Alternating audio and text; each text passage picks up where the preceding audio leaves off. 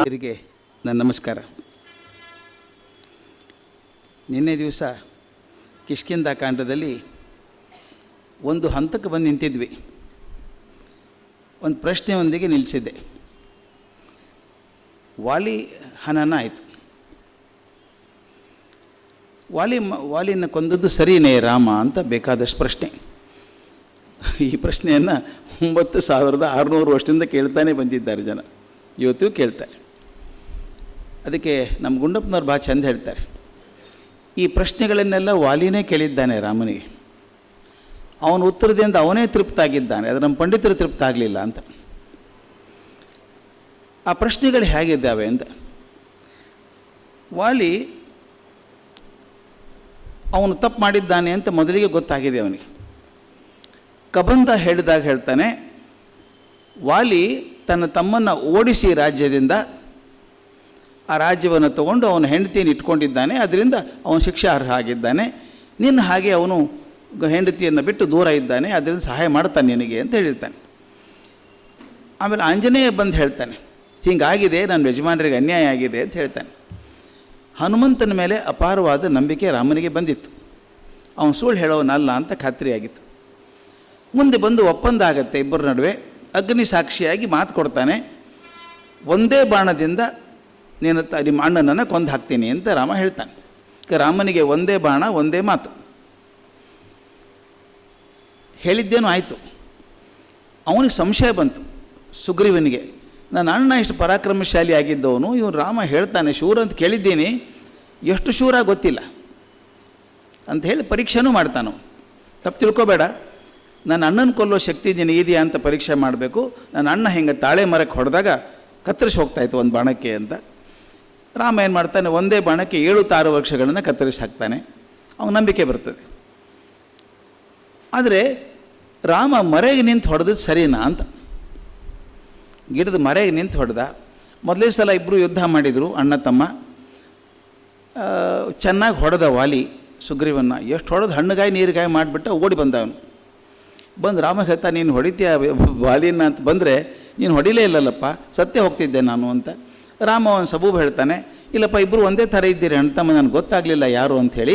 ಅದಕ್ಕೆ ಇನ್ನೊಂದು ಸಲ ಕರಿಯವನ್ನ, ನೀನು ಕೊಳ್ಳಿಗೆ ಒಂದು ಹಾರ ಹಾಕ್ಕೊಂಡು ಆದ್ಮೇಲೆ ಗುರ್ತಾ ಹಿಡಿತೀನಿ ಅಂತ ಹೇಳ್ತಾನೆ. ಇವನು ಹಾರ ಹಾಕೊಂಡು ಕರೀತಾನೆ. ಇಲ್ಲೊಂದು ಭಾಳ ವಿಶೇಷವಾದಂಥ ವಿಷಯವನ್ನು ಹೇಳಬೇಕು ನಾನು. 2ನೇ ಸಲ ಹೋಗಿ ಕೂಗ್ತಾನೆ, ಮತ್ತೆ ಬಾ ಯುದ್ಧಕ್ಕೆ ಬಾ ನನ್ನ ಜೊತೆಗೆ ಅಂತಾನೆ. ವಾಲಿಗೆ ಆಶ್ಚರ್ಯ, ಈಗ ತಾನೇ ಹೊಡೆದು ಬಂದಿದ್ದೇನೆ ಅವನು, ಸುಸ್ತಾಗಿ ಹೇಳೋಕ್ಕಾಗದಂಗೆ ಆಗಿದ್ದಾನೆ. ಮತ್ತೆ ಕರೀತಾನಲ್ಲ, ಈ ಸಲ ಮುಗಿಸೇ ಬಿಡ್ತೇನೆ ಅವನ್ನ ಅಂತ ಹೇಳ್ತಾನೆ. ಆಗ ತಾರೆ ಬರ್ತಾಳೆ. ಇದು ಎಷ್ಟು ಚಂದದ ಮಾತು. ತಾರೆ ಮಹಾಜ್ಞಾನಿ, ಆಕೆ ಅದಕ್ಕೆ ಪಂಚಕನ್ಯರೊಬ್ಬಳಾದವಳು. ಅಹಲ್ಯ, ದ್ರೌಪದಿ, ಸೀತಾ, ತಾರಾ, ಮಂಡೋದರಿ ತಥಾ ಪಂಚಕನ್ಯಾ ಸ್ಮರೇ ನಿತ್ಯಂ ಮಹಾಪಾತಕ ನಾಶನಂ ಅಂತ ಹೇಳ್ತಾರೆ. ಈ ತಾರೆ ಅಂತ ಮಹಾ ಕೆಲಸ ಏನು ಮಾಡಿದ್ಲು, ಸಾಧನೆ ಏನು ಆಕೆದು? ಸ್ವಲ್ಪ ಹಿಂದೆ ನೋಡಿದಾಗ ತಾರೆ ಸಾಮಾನ್ಯ ಹೆಂಗಸಲ್ಲ ಅಂತ ಗೊತ್ತಾಗಬೇಕು ನಮಗೆ. ಒಂದು ಐತಿಹ್ಯದ ಪ್ರಕಾರ ತಾರೆ ಹುಟ್ಟಿದ್ದು ಸಮುದ್ರ ಮಂಥನ ಕಾಲದಲ್ಲಿ.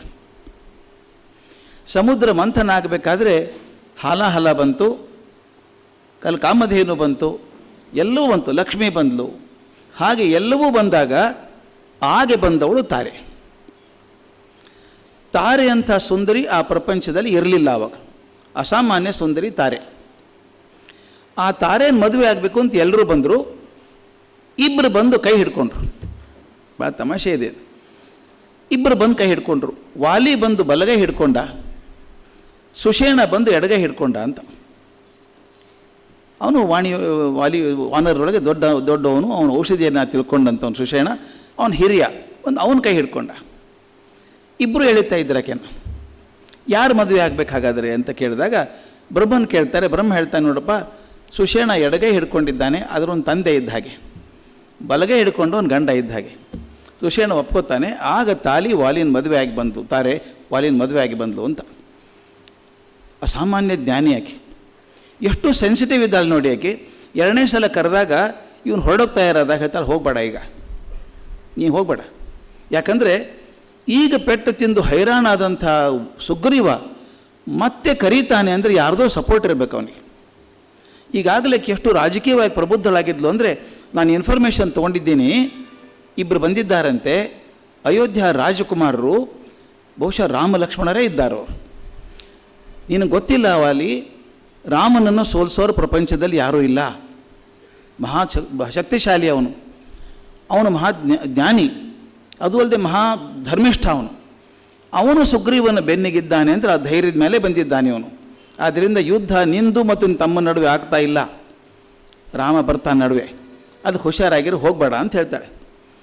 ವಾಲಿ ಹೇಳ್ತಾನೆ ಹಾಗಲ್ಲ, ಕ್ಷತ್ರಿಯ ಧರ್ಮ ಏನು ಅಂದರೆ ಯುದ್ಧ ಕರೆದ್ರೆ ಹೋಗಲೇಬೇಕು, ನಾನು ಬಿಡೋಕ್ಕಾಗೋದಿಲ್ಲ. ಯಾಕಂದರೆ ಅವನು ಕರ್ಮ ಗೊತ್ತಿಲ್ವ, ಸುಗ್ರೀವನ ಹೊಡೆದು ಹಾಕಿ ಬಂದುಬಿಡ್ತೀನಿ ಈಗ ಅಂತಾನೆ. ಇನ್ನೊಂದು ಮೂರನೇ ಮಾತು ಹೇಳ್ತಾನೆ, ಭಾಳ ಚಂದದ ಮಾತು. ರಾಮ ಇಕ್ಷ್ವಾಕು ವಂಶಕ್ಕೆ ಸೇರಿದವನು, ಅಯೋಧ್ಯ ರಾಜಕುಮಾರ, ಅವನು ಧರ್ಮಿಷ್ಠ, ಎಂದೂ ಅಧರ್ಮದ ಕೆಲಸ ಮಾಡೋದಿಲ್ಲ. ಯಾಕಂದರೆ ನನಗೆ ಅವನಿಗೇನು ವೈರ ಇಲ್ಲ, ಜಗಳ ಇರೋದು ನನಗೆ ನನ್ನ ತಮ್ಮನಿಗೆ, ಅವನ್ಯಾಕೆ ಮೂಗು ತೋರಿಸ್ತಾನೆ ನಡುವೆ, ನನಗೇನು ಮಾಡಲ್ಲ ಅಂತ ಧೈರ್ಯದಿಂದ ಬಂದ್ಬಿಡ್ತಾನೆ. ಬಂದಾಗ ಆದದ್ದೇನು, ಮರೆಯಿಂದ ನಿಂತು ರಾಮ ಬಾಣ ಹೊಡೆದ. ಗುರಿ ತಪ್ಪೋಕೆ ಸಾಧ್ಯವೇ ಇಲ್ಲ ರಾಮನ ಗುರಿ. ವಾಲಿ ಬಿದ್ದ ನೆಲಕ್ಕೆ, ರಕ್ತಕಾರಕ್ಕೆ ಶುರು ಮಾಡಿದ. ಆಗ ರಾಮನನ್ನು ಬೈತಾನೆ ವಾಲ್ಮೀಕಿ ರಾಮಾಯಣದ 10 ಶ್ಲೋಕ ಇದೆ ಬೈಯೋದು. ನೀನು ಜ್ಞಾನಿ ಅಂತ ತಿಳ್ಕೊಂಡಿದ್ದೆ, ಧರ್ಮಿಷ್ಠ ಅಂದ್ಕೊಂಡಿದ್ದೆ, ನಾನು ಏನು ಅನ್ಯಾಯ ಮಾಡಿದ್ದೆ ನಿನಗೆ, ನನಗೆ ತೊಂದರೆ ಕೊಟ್ಟೆ ನೀನು ಅಂತ ಹೇಳಿ, ನೀನು ಧರ್ಮಿಷ್ಠ ಅಲ್ಲೇ ಅಲ್ಲ, ಜನರ ಮಾತಿಗೆ ಏನು ಉತ್ತರ ಕೊಡ್ತೀಯ ನೀನು, ಪ್ರಶ್ನೆ ಕೇಳಿದ್ರೆ ಏನು ಉತ್ತರ ಕೊಡ್ತೀಯ ನೀನು ಅಂತೆಲ್ಲ ಪ್ರಶ್ನೆ ಕೇಳಿ ಕೊನೆಗೆ ಹೇಳ್ತಾನೆ, ದಡ್ಡ ಇದ್ದಿ ನೀನು ಹೆಂಡತಿ ಬೇಕಾದ್ರೆ ನನಗೆ ಹೇಳಬೇಕಾಗಿತ್ತು. ಇವನು ಏನು ಮಾಡ್ತಾನೆ ಅಳುಬುರ್ಕ, ಏನು ಮಾಡೋಕ್ಕಾಗಲ್ಲ ಸುಗ್ರೀವನ ಕಡೆಯಿಂದ. ವಾಲಿ ಎಷ್ಟು ಪ್ರಚಂಡ ಅಂದರೆ, ರಾವಣನ್ನು ಹಿಂಗೆ ಬಗಲಲ್ಲಿ ಹಿಡ್ಕೊಂಡಿದ್ದಂತೆ, ಅಲಗಾಡೋಕ್ಕಾಗಲಿಲ್ಲ ರಾವಣಿಗೆ, ಹಿಂಗೆ ಬಿಸಾಕಿದ್ರೆ ಹೋಗಿ ಲಂಕೆಗೆ ಬಿದ್ದಿದ್ದಂತ ಅವನು. ವಾಲಿ ಬಗ್ಗೆ ಭಾರಿ ಹೆದರಿಕೆ ರಾವಣನಿಗೆ. ನೀನು ನನಗೆ ಹೇಳಿದರೆ ಒಂದು ತಾಸಲ್ಲಿ ಕರೆಸ್ಬಿಡ್ತಿದ್ದೆ ಅವನ, ರಾವಣ ಬಂದು ಕೊಟ್ಟು ಹೋಗ್ತಿದ್ದ ಮೈಥಿಲಿನ, ಇವನ್ಯಾಕೆ ಹಿಡ್ಕೊಂಡೆ ಅಳಬುರ್ಕನ್ ಇವನ್ನ ಅಂತ ಹೇಳಿ ಬೈತಾನೆ, ಸಾಕಷ್ಟು ಬೈತಾನೆ. ಈ ಸುದ್ದಿ ಗೊತ್ತಾಗತ್ತೆ ವಾಲಿ ಕೆಳಗೆ ಬಿದ್ದ ಅಂತ. ತಾರೆ ಓಡಿ ಬರ್ತಾಳೆ. ಇದು ವಾಲ್ಮೀಕಿ ರಾಮಾಯಣ ಅಂದರೆ ಎಷ್ಟು ಬಿಯಾಂಡ್ ಹೋಗುತ್ತೆ ನಮ್ಮ ಕಲ್ಪನೆ ಬಿಂದು ಏರಿ ಅಂತಂದರೆ, ಆಕೆ ಅಸಾಮಾನ್ಯ ಸುಂದರಿ ಅಂತ ಆಕೆಗೂ ಗೊತ್ತಿದೆ.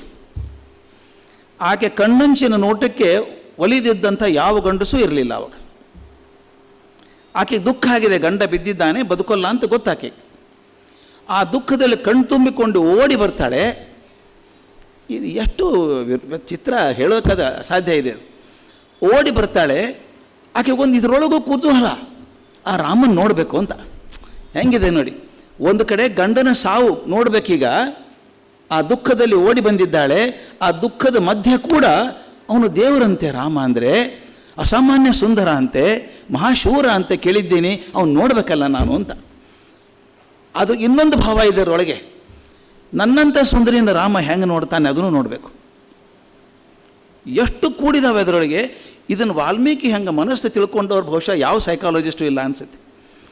ಈ 3 ಭಾವನೆಗಳು ಚಿಕ್ಕಾಕೊಳ್ಳೋದು ಹೆಂಗಿದೆ ನೋಡಿ. ಗಂಡನ ಸಾವಿಗೆ ಸಾಕ್ಷಿ ಆಗಬೇಕು, ರಾಮನ್ ನೋಡಬೇಕು, ಅದ್ರ ಜೊತೆಗೆ ರಾಮನ ಪರೀಕ್ಷೆ ಮಾಡಬೇಕು. ಆಕೆ ಬಂದು ಕಣ್ಣು ತುಂಬಿಕೊಂಡು ವಾರಿ ನೋಟದಿಂದ ರಾಮನ್ ನೋಡ್ತಾಳೆ. ಏನು ಚೆಂದ ಇದ್ದಾನಪ್ಪ ರಾಮ ಅಂದಿರ್ತಾಳೆ.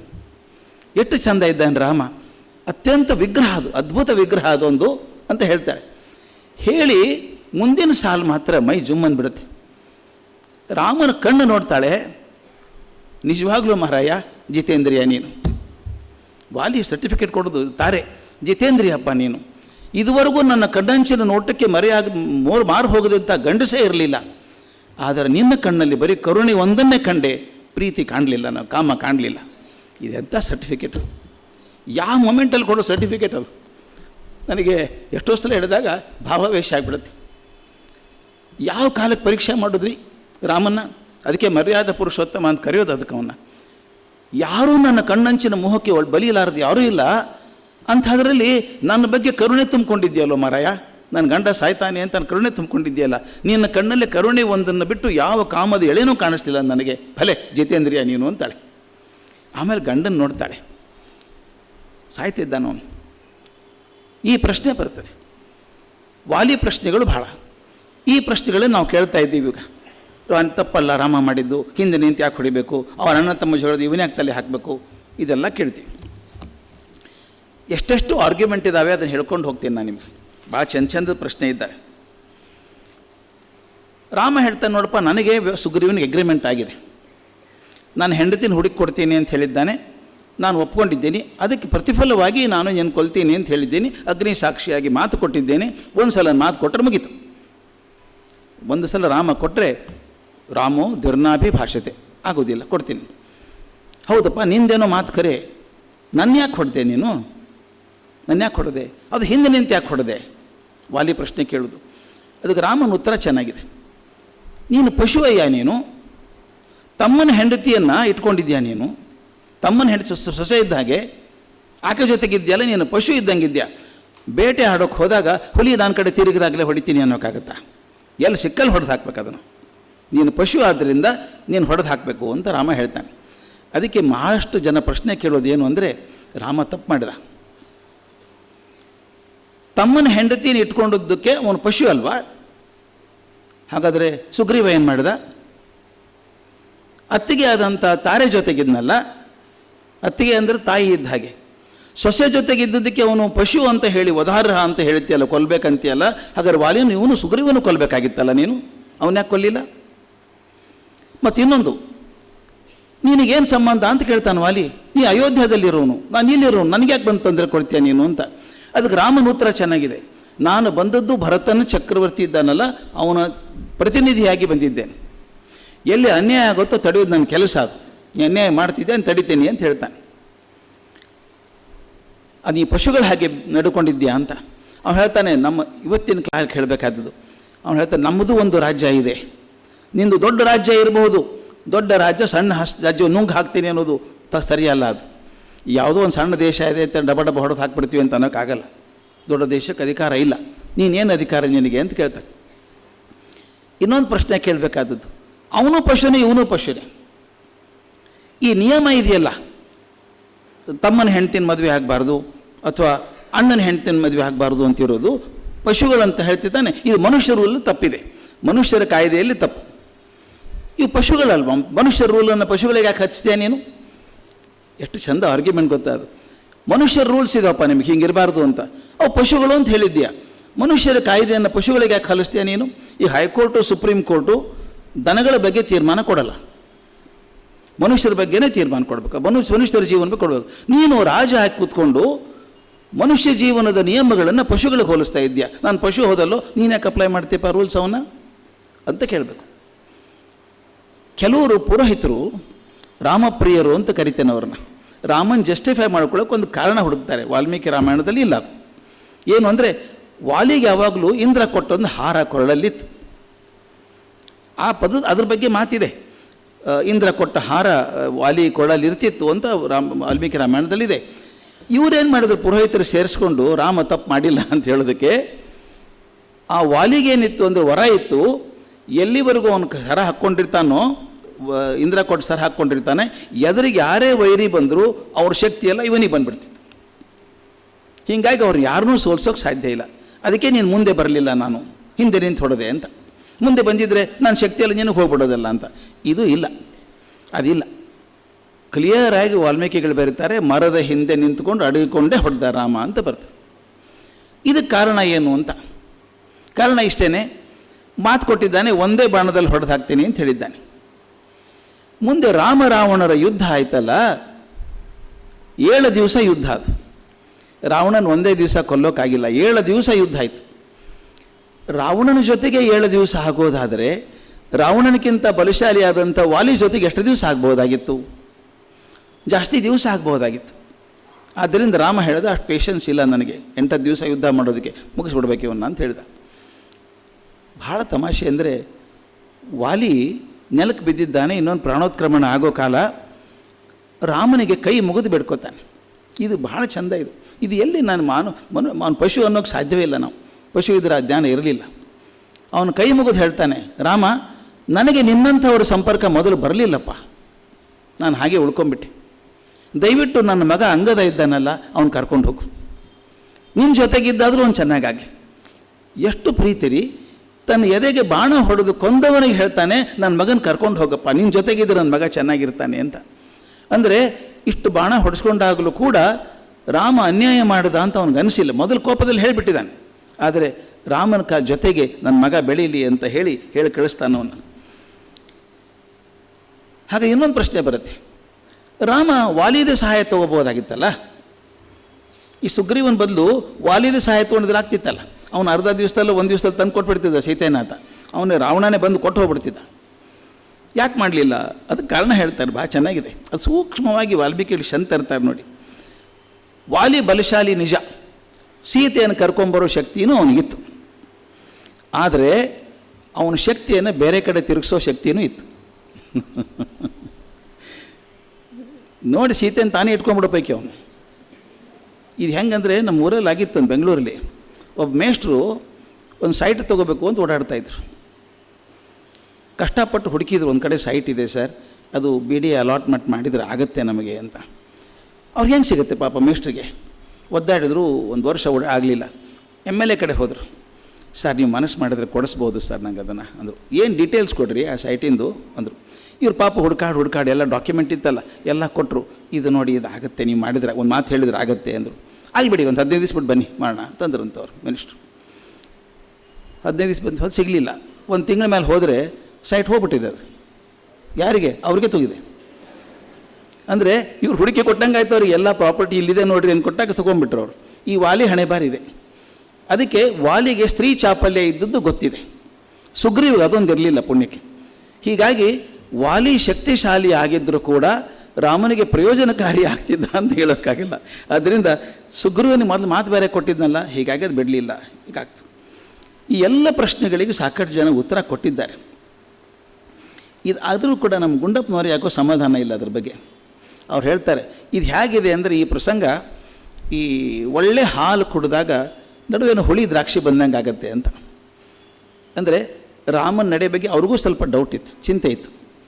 ನನಗೆ ಹಂಗೆ ಡೌಟ್ ಇಲ್ಲ, ನನಗೆ ಖಂಡಿತ ಡೌಟ್ ಇಲ್ಲ.